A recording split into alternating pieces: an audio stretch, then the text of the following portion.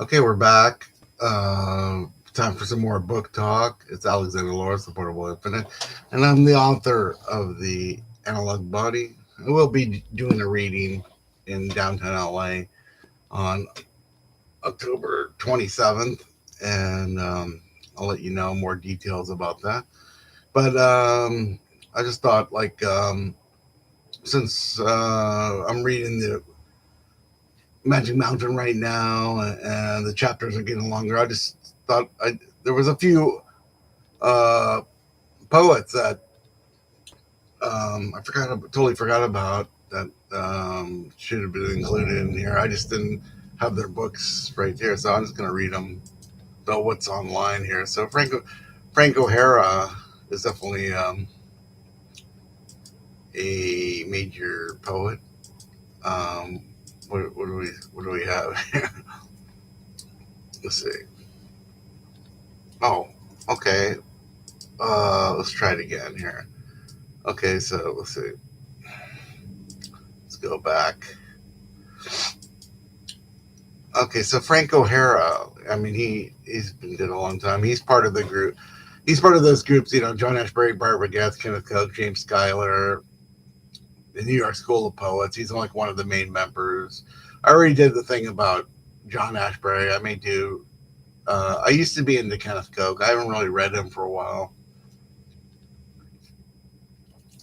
but I like the early Kenneth Koch. He ended up doing like kind of like I'm not really sure what he did, like children's books or something. So I read all Ashbury, even like his latest book, the and Schuyler is a little bit.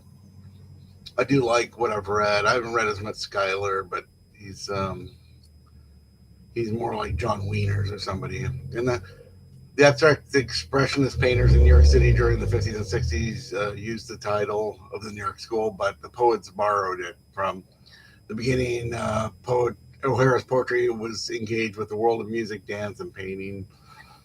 A lot of stuff that I ripped off for my book, Words and Things, and later poetry. So a lot of my poetry, there's like references to fiction, the world of painting, 20th century art, Duchamp, 20th century classical music, all that stuff. Yeah, I have a Spotify list where I list all the music that I refer to in the analog body.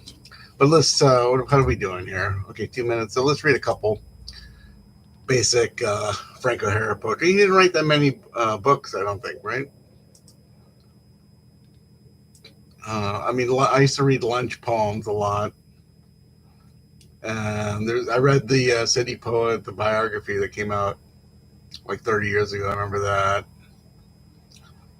And yeah, I don't know, like Frank O'Hara. So I mean, since he died so early, I mean, his books probably not.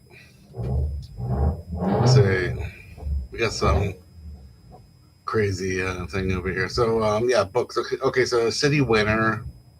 That was more like an art book. He has oranges. Those were kind of art. Okay, so Meditations in an Emergency. So that's the Grove Press, Second Avenue.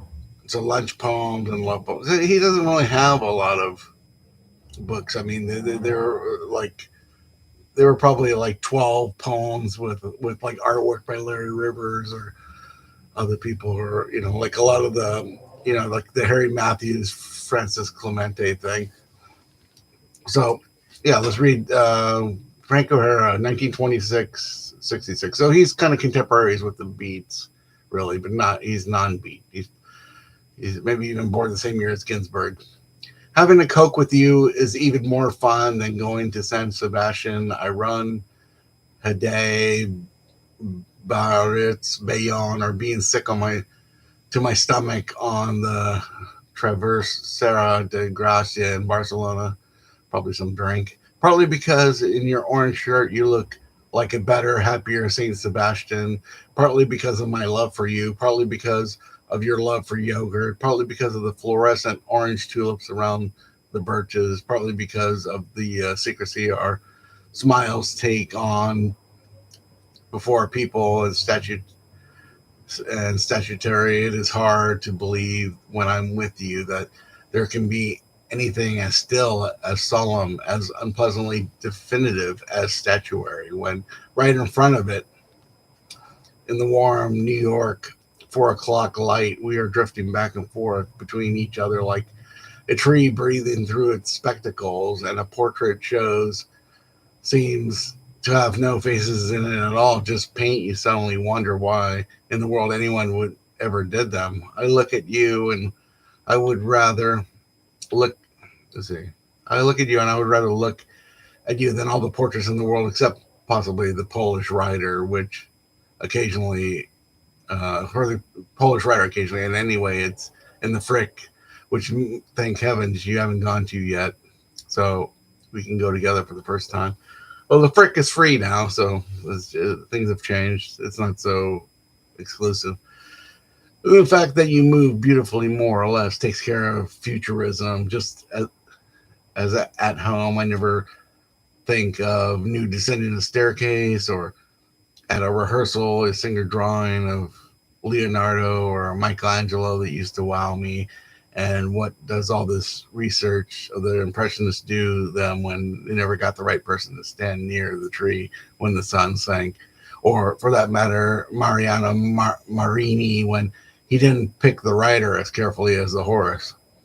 It seems they were all cheated on. No, it seems that they were all cheated of some marvelous experience, which is not going to go wasted on me, which is why I'm telling you about it. So that's from the collected poems of Frank O'Hara, 71. And it might be in some other books too. So let's see.